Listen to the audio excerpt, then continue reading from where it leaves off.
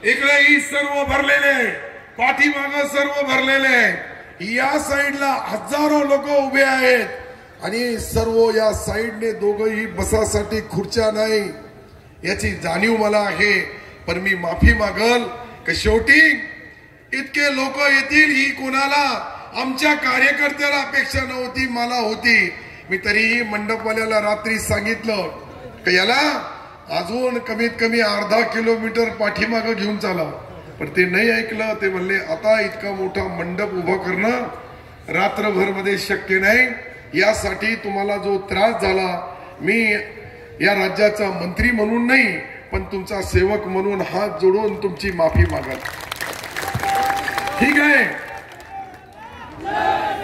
तुम्हाला आठवण असेल आजची तारीख 18 आहे. गेल्या 5 वर्ष अगोदर मी 18 तारखेलाच माझा या ठिकाणी शेवटची सभा झाली होती, ती बी 18च होती. आता कुणाला लक्षात आहे का नाही आहे मला माहित नाही, पण मला लक्षात आहे. त्यावेळेस सिंगल अशी होती, आता डबल टिबल चौबल.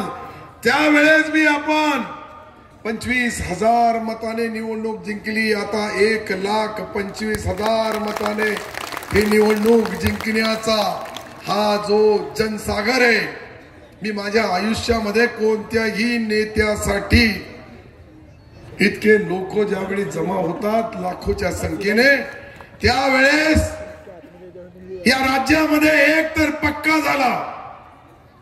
मी हातगाडी लोटणारा मंत्री, रिक्षा चालवणारे मुख्यमंत्री आणि चाय विकणारे आदरणीय पंतप्रधान.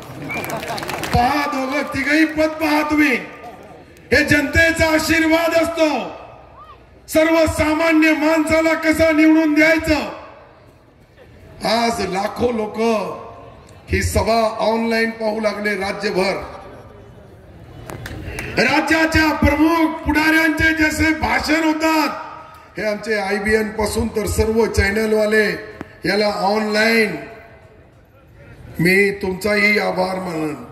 प्रिंट मीडिया, इलेक्ट्रॉनिक मीडिया मध्ये हे फोटो तुम्ही देऊ शकत नाही, पुढचे देऊ शकतात, पण ह्या साईडचे कसे देणार, या साईडचे कसे देणार. कोणता असा कॅमेरा नवीन बनवावा लागेल आता का इकडचे बी आणि तिकडचे बी आणि तिकडचे बी. इकडे लड्डूबाईच्या हॉटेल पर्यंत, इकडे बस स्टँड पर्यंत लोक जाम आहे. मला आताच फोन आला होता की सर्व गाड्या पूर्ण तुमचे कार्यकर्ते, अरे रस्त्यावर हजारो लोक आलेले आहेत. हे आपल्या विजयाचा प्रतीक आहे. आजच मी बोललो होतो भाषणामध्ये 4-5 ठिकाणी का 18 तारखेला त्यांचा समाचार घेईल. काही लोक बोलतात का तुम्ही फक्त नारळ फोडतात. अरे ज्याला कळत नाही, खेड्यामध्ये जात नाही, गावामध्ये जात नाही, शहरामध्ये फिरत नाही, त्याला कुठं माहित पडेल विकास. ज्यांनी दमड्याचा विकास केला नाही त्या लोकांना नारळ फोडण्याची संधी कशी मिळेल.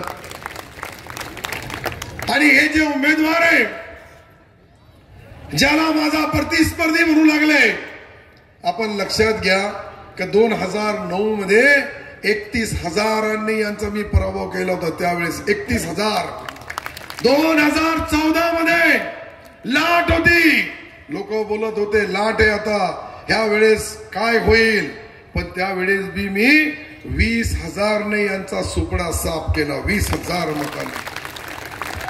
आता तर मोदी साहेब बी माझ्याकडं लावा बरोबर तुमच्या पोस्टरवर, तुमच्या याच्यावर तुम्हाला लेप उघडका आहे ना भाजपचा, तर लावा ना मोदी साहेबाचा फोटो. का लावत नाही मग. अरे नकली पोट भरण्याचा धंदा करणारे काही चिल्लर आहे. मी चिल्लर यासाठी सांगतो की ते नाव घ्यायचे बी कामाचे नाही. नाव तर त्याचा घ्यावा लागतं जो आपल्या समोर लढणारा असला. अरे एक तरफ छटाकभर, दुसरीकडे 1 किलोचा माणूस. अरे मी कधी कलेक्टर ऑफिस मध्ये गेलो तर कलेक्टर महोदय खाली मला घ्यायला येतात. हा गेल्यानंतर चपराशी बी येईल का. ही चूक एकदा केली होती. 2004 मध्ये त्यावेळेस या तालुक्याचा पूर्ण विकास खुटलेला होता. 2009 पासून जी बुलेट ट्रेन चालू आहे विकासाची, ती आपण आपल्या या मतदारसंघामध्ये, आणि विशेषतः काही लोकांना राजकारण समजत नाही, ते लोक हे करून घ्या. कागद इतके सपोर्ट फार आले, वाड्या वस्त्यावाले बोलते आम्हालाही तिकीट मिळाला पाहिजे होता. काही लोकांनी तर राजकारणामध्ये असे मी पाहिले का फक्त यांच्या गाड्यामध्ये डिझेल पेट्रोल बी भोकरदनच्या पंपावरून मिळतो यांना. अरे काय आपला विकण्याचा काम करू लागले, कोणासाठी करू लागले, कशासाठी करू लागले, हे कुठून काम चालू आहे मला माहित आहे. परंतु ही जनता जसं जसं तिकडचा विरोध चालू होईल दोन्हीकडे याचे परिणाम बी दिसतील. इतके सोपे काही सिल्लोडवाले. एक ती शहा बहिणीला मी मनापासून धन्यवाद देईल. गुजराती समाजाची बहीण आहे, पण ज्या शब्दामध्ये बोलली ही त्यांना चपरक आहे. तुम्ही 30 वर्ष आमची मतं घेतली, त्यावेळेस तुम्हाला पाकिस्तान सिल्लोड दिसला नाही. जे उमेदवार आहे यांनी तर कहर करून टाकली, म्हणे बांगलादेश आहे. मग कायला झक मारायला उभं राहावं लागलंय की आमच्या बांगलादेशमध्ये. ज्याला सिल्लोड कळत नाही, सोयगाव कळत नाही, असे लोक निवडणूक लढतात. कमाल झाली. अरे तालुक्याला बदनाम करणाऱ्या लोकांपासून तुम्हाला सावध राहावं लागल. मी इथलच्या व्यापारी बांधवाचा मनापासून आभार मानाल. त्यांनी माझ्या पाठिंब्याची मीटिंग घेतली, त्यावेळेस विथ फॅमिली 4000 व्यापाऱ्यांनी त्यांचे मुलं बाळ सहित मला पाठिंबा दिला. त्यामध्ये गुजराती 100% हजर होते, मारवाडी सकल मारवाडी 100% हजर.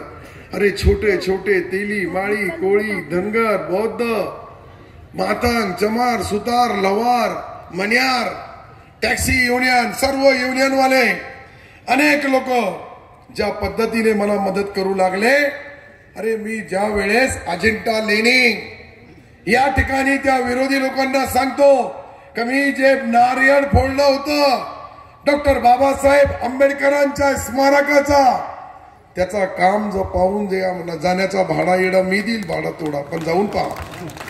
डॉक्टर बाबासाहेब आंबेडकरांचा 51 कोटी रुपये खर्च करून जन्मापासून शेवटच्या श्वासापर्यंत काय केलं त्या नेत्यांनी, त्याची माहिती एक एक जगाला माहित पडावं यासाठी मी त्या 51 कोटी खर्च करू लागलो. आणि काही वेळे बोलतात का नारियल फोडू लागले, यांचा डोकं फोडणार काही दिवसांनी लोक. छत्रपती शिवाजी महाराज यांचा स्टॅच्यू बनवला, त्या ठिकाणी शिवसृष्टी बनवू लागलो 61 करोड रुपयाची. संत सेवालाल महाराज 51 कोटीचा डीपीआर, 11 कोटीचा मंजुरी मिळाली, टप्प्याटप्प्याने दुसरी होणार. सिल्लोड शहर मध्ये ज्या वेळेस मी प्रवेशद्वार बनवला शिवाजी महाराजाचा, त्यावेळेस दिशाभूल करण्याचं काम केलं का आता गावामधला पुतळा बाहेर नेण्याचा नवीन कट रचू लागलो मी. ती बदनामी केली माझी. आता तर 3 केले.